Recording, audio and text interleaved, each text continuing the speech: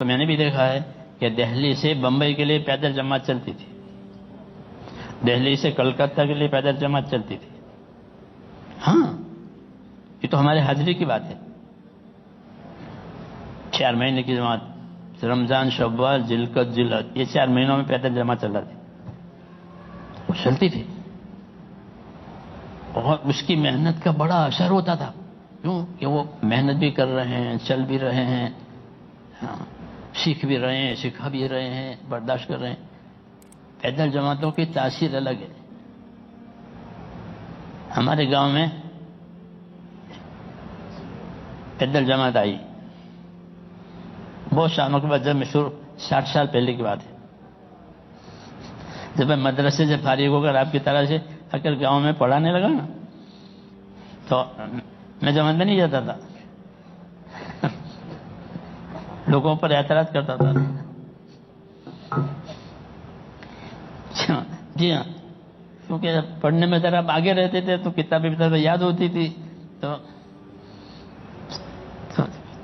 اس لیے ہمارے ضلع کے جو بعض ساتھی تھے وہ بیچارے ہمارے گاؤں میں آنے سے ڈرتے تھے کہ وہ اعتراض کرے گا اور یہ کام نہیں ہے۔ تو وہ جماعت پیدل آئی بمبئی سے، اس میں ایک عبد الرحمان تھے، نو مسلم تھے وہ، تو وہ اپنی سرگزشت سناتے تھے۔ اسلام تو وہ لے آئے تھے، پھر اسلام لانے کے بعد تو کیسے، تو وہ بہت، اس کی کارگزاری میں بڑا اثر تھا۔ ہمارے اس علاقے میں جو کام آیا ہے وہ بمبئی سے آیا ہے، وہی لوگ شروع میں ادھر متوجہ ہوئے تھے، تو میں اس کی کارگزاری سے متاثر ہوا۔ تو اثر کے بعد ہماری مدینہ مسجد میں سنائی اس نے، اثر بھانا میں سب اس کو کھڑا کرتے تھے ساتھی، جب اپنی سنا اس سرگزشت۔ جی ہاں، تو ایسا ہوتا ہے کیونکہ اس کی محنت ہے، اس کی قربانی ہے، اس لیے اس کی بات میں اثر ہے۔ یہ ہوتا ہے کہ وہ قربانی کے ساتھ چل رہا ہے، محنت کے ساتھ چل رہا ہے، تو اس کی کارگزاری نے بہت اثر کیا۔ ہاں، اور مجھے اس کام کی رغبت ہو گئی۔ جی ہاں، پھر اللہ تعالیٰ نے ہم کو چلا دیا، وہ لمبی بات ہے وہ۔ جی ہاں، تو جب قربانی کے ساتھ کام ہوگا میرے دوستو، تو خود کرنے والوں کو بھی کام سمجھ میں آئے گا، اور ان کی باتوں سے دوسروں کو بھی سمجھ میں آئے گا، اور متاثر ہوں گے دل محنت و قربانی کی وجہ سے، اور دعاؤں میں قبولیت آتی ہے۔ یہ خاص بات ہے کہ جب امت اپنی ذمہ داری کو سنبھالے گی کہ خود دیندار بننا، دوسروں کو دیندار بنانا، اس کی محنت کرنا اپنے مال جان سے، تو ان کی دعا میں جان پڑتی ہے۔ یہ کام اسی طرح چلا ہے کہ لوگوں نے قربانیاں دی ہیں، غریبوں نے، مالداروں نے، ہاں، مالداروں نے بھی قربانیاں دی کہ بڑی بڑی رقمیں اس زمانے میں لگائی، اور غریبوں نے لگائی۔ میرے پاس ایک نوجوان آیا دلی میں کہ میں 4 مہینے کے لیے آیا ہوں۔ میں نے کیا کام کرتے ہو؟ تو کہا کہ میں وہ تسلی ٹھیک کرتا ہوں۔ تسلا اردو میں کہتے ہیں آپ لوکھنڈ کڑیوں ہوئی نہیں، جی ریتی سیمنٹ کڑی آنے آپ نیچے ٹھیک گہائی جائے، تو وہ اس کو ٹھیک کرتے تھے کہ میں تسلے ٹھیک کرتا ہوں نیچے سے، وہ یہ میرا کام ہے۔ اور سائیکل لے کے پھرتا ہوں، ہاں، سائیکل اور ایک بکس، اس میں سب وہ اس کے اوزار ہوتے ہیں، اس کو لے کے پھرتا ہوں۔ اب 4 مہینے کے لیے آیا ہوں، تو میں 4 مہینے کے کیا پیسے تھوڑے تھے تو سائیکل بیچ دی،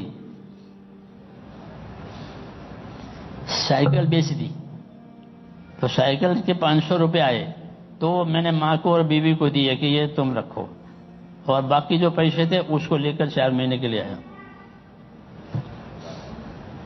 تو میں نے کہا سائیکل تو بیچ دی، اب کیا کرو گے؟ تو کیا اب بکس سر پر لے کر پھروں گا، اپنا کام کروں گا۔ پہلے بکس پیچھے رکھتا تھا، اب سر پر رکھ کے پھر۔ ایسے لوگ، ہاں، ایسے لوگوں کی قربانیوں سے اللہ تعالیٰ نے اس کے راستے کھولے۔ پھر ان کی قربانیوں کی وجہ سے اچھے اچھے لوگوں کو کام سمجھ میں آیا. جی ہاں، تو یہ بات ایسی ہے میرے دوستوں کہ یہ چلنے سے سمجھ میں آتی ہے، سننے سے تو سننے کے درجے میں، یہ چلنے سے. مولانا یوسف صاحب یہی کہتے تھے کہ دنیا میں جتنے سودے ہوتے ہیں وہ دکھا کر کے ہوتے ہیں. بھائی نمونہ دکھاؤ، چاول نکالے یوں کر کے، نمونہ دکھا. اب نمونہ دیکھ کر کہا اتنے چاہیے مجھے، اتنے کنٹل چاہیے، یہ نمونہ. تو فرمایا دنیا کی چیزوں کو دیکھ کر کے لیا جاتا ہے، دین میں ایسا نہیں ہے. دین میں ایسا ہے کہ تم کرو پھر دیکھ لینا، دیکھ کر کرنا نہیں بلکہ کر کے دیکھنا. دنیا کے سودے دیکھ کر، اور دین کیا کہ بغیر دیکھے کرو. جیسے اللہ کو نہیں دیکھتے ہیں لیکن اللہ کی عبادت کرتے ہیں. جی تو ایسے کہا کہ اللہ کے تمام کاموں کو یقین کر کے کرو، کہ کرو پھر دیکھ لینا کیا فائدہ ہوتا ہے، وہ کیسی مدد آتی ہے. جی کیونکہ دین کا کام میرے دوستو دین کی مدد اللہ کی مدد سے ہوگا. اس میں کسی کی مدد نہیں لی جاتی، کوئی حاکم، کوئی مالدار، کوئی ٹرسٹ، کچھ نہیں. اللہ کی مدد سے یہ کام چلا ہے. کیوں کہ اللہ کے بندوں نے اپنی جان مال کو اس میں لگایا ہے، تو اللہ نے اپنی مدد کو ان کی طرف متوجہ کیا ہے. جی ہاں، سیدھے سادے لوگ عمل کرتے ہیں، کام کرتے ہیں، اور ان کی وجہ سے کام پھیل جاتا ہے. تو کام کے ساتھ اللہ کی مدد ہے. اس لیے میرے دوستوں میں نے کہا کہ ہم کو اپنی ذمہ داری سمجھنی ہے کہ اللہ تعالیٰ نے ہم پر کیا ذمہ داری ڈالی ہے. تو ہم پر یہ ذمہ داری ڈالی ہے کہ اپنی ذات سے دیندار بنو اور دوسروں میں دین آوے. اس کی تو محنت کرو، پھر اللہ اس کو ہدایت دے دے گا. تم تو محنت کے ذمہ دار ہو. ہاں، ایسا ہوگا کہ اس محنت کے کرنے میں کبھی کوئی دشواری آوے، کبھی کوئی تکلیف آوے، کوئی رکاوٹ آوے، یہ ہوگا. جیسے نبیوں کے ساتھ رکاوٹیں آئی تو انہوں نے اس پر صبر کیا، کام کو نہیں چھوڑا، صبر کیا تو پھر اللہ کی مدد آئی. رسول صلی اللہ علیہ وسلم کے ساتھ سب سے زیادہ مدد ہوئی ہے. ایسی مدد کسی نبی کی نہیں ہوئی ہے. وہ آپ پر تکلیفیں بھی ایسی آئی جو کسی پر نہیں آئی ہے. یہ حضور نے فرمایا کہ مجھے ایسی ایذا ہوئی ہے کہ ایسی ایذا کسی کو نہیں ہوئی ہے. اور مدد بھی آپ کی ایسی آئی ہے کہ کسی کی ایسی مدد نہیں ہوئی. کہ آپ کی بات اللہ نے پوری دنیا میں چلائی ہے، اور ہر قوم میں چلائی، ہر طبقے میں چلائی. یہ سب دلیلیں ہیں اس بات کی کہ جب ہم کام کریں گے تو اللہ کی مدد ہوگی. اس لیے کہتے ہیں میرے دوستو کہ اس کام کو سیکھنے کی ضرورت ہے. کس کی؟ جیسے ہر کام کو دنیا میں سیکھ کر کیا جاتا ہے، باقی سیکھے کوئی کام نہیں ہوتا. کہ اس کام کو سیکھو کہ کیسے دعوت دینی ہے، کیسے محنت کرنی ہے، محنت کی کیا اونچ نیچ ہے، اس کو اپنے اندر لاؤ، اس کی مشق کرو اور اپنے آپ کو محنت کے لائق بناؤ. پھر تمہاری محنت اللہ تعالیٰ کے ہاں قبول ہوگی، اور اللہ تعالیٰ تمہاری محنت کی برکت سے دوسروں کو ہدایت دے گا، یہاں تک کہ دشمنوں کو بھی ہدایت ہو جائے گی. حضور صلی اللہ علیہ وسلم کی محنت کا یہ اثر ہوتا ہے کہ آپ کے دشمن آپ کے دوست ہو گئے. ہاں، بہت کم لوگ ہیں کہ جو دشمنی میں مرے ہیں. ابو جہل ہے، یہ ضدی تھے. جو ضدی تھے وہی مرے ہیں دشمنی میں، باقی سب لوگ اپنی دشمنی چھوڑ کر آپ کے ساتھ ہو گئے. ہاں، بہت کم لوگ ایسے ہیں. ابو جہل کی طرح سے کچھ تھے ایسے، وہ ضدی تھے. تو ضدی تو ہمیشہ محروم ہوتا ہے، یہ یاد رکھو. جو ضدی ہوگا وہ محروم ہوگا، اسے نہیں ملے گا کچھ بھی، وہ اپنی ضد پر ہے. جی ہاں، لیکن جو ضدی نہیں ہوتے تو تھوڑی ان کو سمجھ میں ہوتے، پھر جب درمیان ہوتی تھی تو ان کی سمجھ میں آ جاتی ہے. پھر اس طرح آپ کے ساتھ ہو گئے لوگ. ہاں، اس طرح آج بھی ہوگا میرے دوست. لیکن اس کے لیے تھوڑی ہمت کرنی پڑے گی کہ ہم ہمت کریں، اپنی زندگی کی ترتیب بنائیں. طریقہ یہ نہیں ہے کہ ایک کام کو چھوڑ کر دوسرا کام کرو، ایسا نہیں ہے، بلکہ دونوں کام کرو. یہ بھی کرو وہ بھی کرو. جیسے کہ مثلا ہم مدرسہ پڑھاتے ہیں تو مدرسہ بھی پڑھائیں گے اور یہ کام بھی کریں گے. نماز پڑھاتے ہیں تو نماز بھی پڑھیں گے اور یہ کام بھی کریں گے. کوئی دکان کرتا ہے تو ہم دکان والے کو نہیں کہیں کہ دکان چھوڑ کے اللہ کام کر, کہ نہیں تو دکان بھی کر یہ بھی کر. کوئی کھیتی کرتا ہے تو کھیتی بھی کر یہ بھی کر. تو اس کا کیا طریقہ ہے کہ اس کا طریقہ ہے کہ ترتیب بناؤ. حضرت رحمۃ اللہ علیہ نے مجھے یاد پڑا بنگلور میں یہ بات سمجھائی تھی کہ بھائی ترتیب بناؤ, چھوڑو مت. دکان والے اگر دکان چھوڑے تو کب تک چلے گا؟ دکان چھوڑ کے وہ نبھے گا نہیں, چھوڑ کے کرنے والا نہیں, کیونکہ اس کو ضرورت تھی اب چھوڑ دیا. تو یہ طریقہ ہمارا نہیں ہے کہ کسی کام کو توڑ کے چھوڑ کے اس میں لگ گئے, کہ نہیں, بلکہ نماز کے طریقے پر پڑھو, نماز کے طریقے پر کرو. کہ نماز کا طریقہ کیسا ہے؟ دیکھو نماز میں 4 ارکان ہے جو فرض ہے, قیام, رکوع, سجدہ اور قاعدہ. یہ 4 ہیں نماز میں ارکان, یہ فرض ہے. تو اس کی ترتیب بنائی ہے, ورنہ اگر آدمی قیام میں ہے تو رکوع کیسے کرے گا بتاؤ, اور رکوع میں ہے تو سجدہ کیسے کرے گا, اور سجدے میں ہے تو قاعدہ کیسے کرے گا؟ یہ چاروں ارکان اپنی حیت میں ایک دوسرے کے مخالف ہیں. میری بات سمجھ رہے ہو؟ قیام کرنے والا رکوع نہیں کر سکتا, کر سکتا ہے. تو شریعت نے اس کی ترتیب بتائی کہ پہلے قیام کر لو, اور قیام پورا ہو جاوے تو پھر رکوع میں جاؤ, اور رکوع پورا ہو جاوے تو پھر سجدے میں جاؤ, اور سجدہ پورا ہو جاوے تو قاعدہ کو. تو پہلے قیام, پھر رکوع, پھر سجدہ, پھر قاعدہ. یہ ترتیب ہو گئی. اس ترتیب کے خلاف کوئی نہیں کر سکتا کہ بھائی پہلے قاعدہ کر لو, کہ نہیں. اس فرما صلو کما رأیتمونی اصلی, ایسی نماز پڑھنا جیسے مجھ کو نماز پڑھتے ہوئے دیکھا ہے. یہ بات دین کے ہر کام میں ہے, خالی نماز میں نہیں. نماز کا تو نام لیا ہے اور مقصود پورا دین ہے کہ پورے دین پر اس طرح چلنا جس طرح میں بتاؤں, یہ مطلب ہے. تو ترتیب نبی بتاوے گا, کیونکہ انہوں نے عمل کی دعوت دی ہے, تو پھر عمل کی ترتیب بھی وہی بتاویں گے. جیسے نماز کی آپ صلی اللہ علیہ وسلم کو دعوت دی ہے کہ نماز پڑھو, تو پھر نماز کی ترتیب بھی بتائی, اس طرح دین کی بھی. اس طرح سے اس لیے میرے دوستو اس محنت کو ترتیب سے سمجھنا ہے کہ ایک کام توڑ چھوڑ کے دوسرا کام نہیں کرنا ہے. تو کیا کرنا, کہ ترتیب ایک وقت اس کام کو دینا ہے, ایک وقت اس کام کو دینا ہے. اگر اس کی ترتیب ہو گئی تو کام آسان ہو جائے گا. کسی کام کو چھوڑو مت. ہاں, مدرسہ بھی ضروری, مسجد بھی ضروری, دکان بھی ضروری, اور تبلیغ بھی ضروری. کیوں کہ تبلیغ نہیں ہوئی تو پھر بے دینی آئے گی, وہ نماز بھی بگڑ جائے گی, بغیر دین کی نماز ہوگی, بغیر سیکھے نماز ہوگی, وہ نماز ہوگی. اور دکان میں بھی حلال حرام کی تمیز نہیں ہوگی, دین نہیں ہوگا. تو ہاں, کہ دین ہونا تو ضروری ہے, اور دین محنت سے آئے گا. سیکھنے کی محنت, سکھانے کی محنت, دعوت کی محنت, اس سے آئے گا دین. جب دین آئے گا تو ساری چیزوں میں نماز بھی دین والی ہوگی, سنت والی ہوگی, کاروبار بھی شریعت والا ہوگا, نکاح بھی شریعت والا ہوگا, لباس بھی شریعت والا ہوگا, سب چیزوں میں دین آئے گا. جیسے بارش سے سب چیزیں زندہ ہو جاتی ہے. حضور فرماتے ہیں میری بعثت اور میرا علم ایسا جیسے بارش, کہ بارش سے سب چیز زندہ ہو جاتی ہے. ایسا جب یہ کام آپ کے ترتیب پر ہوا تو ساری چیزوں میں دین آئے گا.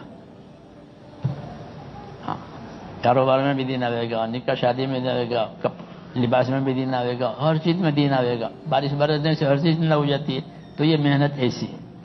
اس لیے کہتے ہیں ایک وقت میں یہ کرو, ایک وقت میں یہ کرو. اس کی ترتیب بناؤ, اور ترتیب خود ہی بناؤ, کیونکہ خود بناؤ گے تو نبھاؤ گے. کوئی دوسرا بنا کر دے گا تو کیسے نبھے گا؟ خود بناؤ کہ مجھے اس وقت میں یہ کرنا ہے اور اس وقت میں یہ کرو, تو پھر انشاءاللہ اللہ تعالیٰ اس کو آسان کریں گے. پہلے دشواری آئے گی, پھر آسانی آتی ہے. ہر کام میں یہ خدا کی ترتیب ہے کہ ہر کام میں پہلے دشواری, اس کے بعد آسانی. نیا جوتا آپ خرید کے پہنو تو وہ جوتا پاؤں کو کاٹے گا. جوتا کاٹتا ہے نا پاؤں کو, نیا جوتا. ہاں, لیکن پہنتے پہنتے پھر پاؤں اس کا عادی ہو جاتا ہے, پھر پاؤں اس کو اندھیرے میں پہن لیتا ہے جو کہ یہ میرا جوتا ہے. یہ آسان ہو گیا. نیا مشکل. ایسے ہر کام میں ابتدا مشکل. تو اللہ نے بشارت دی ہے ان مع العسر یسرا ان مع العسر یسرا. یہ بشارت ہے کہ گھبراؤ مت، دشواری کے ساتھ آسانی ہے. گھبراؤ مت، دشواری کے ساتھ آسانی ہے. تاکہ ہمت کرے، نہیں تو شیطان نے اس کو ڈراوے کہ تمہارا کیا ہوگا، تمہارا کیا ہوگا، کہ کچھ نہیں ہوگا، جو اللہ نے لکھا ہے وہ ہوگا. اس کو تو اتنا ہی جواب دینا ہے. حضور کو یہ جواب سکھایا ہے کہ کیا ہوگا، جو میرا اللہ نے لکھا ہے وہ ہوگا. اور بات بھی یہی ہے، جو اللہ نے لکھا ہے وہ ہوتا ہے، دوسرا ہوتا نہیں ہے. تو ان کو تو یوں خاموش کیا گیا شیطان کو. اور خود اللہ کے وعدوں کا یقین کر کے چلو، اللہ کے وعدے سچے ہیں. ہاں اللہ کے وعدے. اور یہ کام اسی طرح ہے کہ یہ کام اللہ کے وعدوں پر نظر کر کے کہ اللہ نے کہا ہے کہ جو محنت کریں گے ان کو ہدایت دیں گے، اور جو دین کی مدد کریں گے خدا ان کی مدد کرے گا، ان کے مسئلوں کو اللہ حل کرے گا. ہاں تو یہ کام ایسا ہے میرے امت کے مسائل اللہ تعالیٰ حل کرے گا، کیونکہ امت میں دین آئے گا. تو الحمدللہ اس کام کی برکت سے دنیا میں دین گیا. ہاں ہر جگہ اور ہر طبقے میں دین پہنچا. جی ہاں یہ کہاں کہ اللہ کی مدد سے پہنچا ہے. جی ہاں اس لیے میرے بھائیوں ہمیں اپنی اس ذمہ داری کو سنبھالنا ہے تاکہ ہماری زندگی دینی بنے اور امت کی زندگی بھی دینی بنے اور ہماری آخرت بنے. اور کچھ لینا نہیں ہے لوگوں سے. کیا بنانا ہے کہ ہماری آخرت بنے؟ ہم تو آخرت بننے کے لیے کریں، کیونکہ جو آخرت بننے کے لیے کرے وہ کرتا رہے گا. جو کسی غرض کے لیے چلے گا وہ نہیں چل سکے گا. جب اس کی غرض پوری ہو جائے گی تو چھوڑ دے گا، اور غرض کی نہیں پوری ہوئی تو بھی چھوڑ دے گا کہ کیا فائدہ. اس لیے یہ کام غرض والوں کا نہیں ہے، یہ کام کس کا ہے؟ اخلاص والوں کا، آخرت بنانے والوں کا. کہ جو آخرت بنانے کے لیے چلیں گے تو اللہ تعالیٰ اس کی آخرت بھی بنائے گا، اور اس کی برکت سے دنیا بھی بنا دے گا کہ دنیا برکت والی ملے گی، آخرت کامیابی والی ملے گی. سمجھ میں آئی بات؟ اس لیے میرے بھائیوں کہتے ہیں کہ ارادے کرو اور اپنے آپ کو اس کام کے لیے تیار کرو. ہاں ہمت کرو. یہ نہیں ہے کہ کل کے کل جانا ہے، ایسا نہیں ہے، بلکہ آپ کو ترتیب سے جانا ہے. سمجھ میں آئی بات؟ ہاں. اور آپ چونکہ ماشاءاللہ دین کا کام کرتے ہیں تو آپ کے لیے یہ کام آسان ہے. اپنے آپ کو پیش کریں.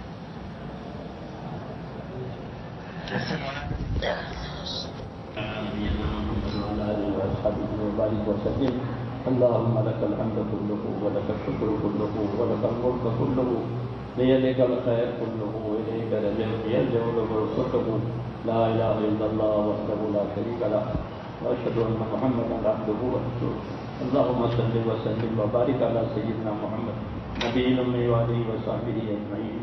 اے اللہ ہماری مغفرت فرما. اے اللہ ہماری اور پوری امت کی پوری مغفرت فرما. پوری امت سے درگزر فرما. امت پر سے اپنے ناراضگی کو اٹھا لے، اور اے اللہ پوری امت کو آپ کی رضا والے راستے پر ڈال دے. امت کی صلاحیتوں کو دین پر قائم فرما دے. امت کی صلاحیتوں کو برباد ہونے سے بچا دے. امت کے مالوں کی، جانوں کی، آبرو کی، دین ایمان کی ہر جگہ حفاظت فرما لے، اور ہر خیر سے امت کو مالا مال فرما. اپنی اپنی ذمہ داریوں پر کھڑا ہونا ہمارے لیے آسان فرما. موت تک اخلاص اور استقامت کے ساتھ اپنے دین پر قائم ہونا ہمارے لیے آسان فرما. مرنے کا وقت آئے تو ایمان پر خاتمہ نصیب فرما، اس میں خاتمہ نصیب فرما. شوئے خاتمہ سے حفاظت فرما. موت اور مابعد موت میں ہمارے لیے برکت مقدر فرما. موت کے بعد کے ہلاکتوں سے حفاظت فرما. موت کے بعد آنے والی ابدی رحمتوں سے مالا مال فرما. پریشان حالوں کی پریشانیاں دور فرما. محتاجوں کی مدد فرما. بیماروں کو صحت عطا فرما. ضرورت مندوں کی جائز ضرورتیں پوری فرما.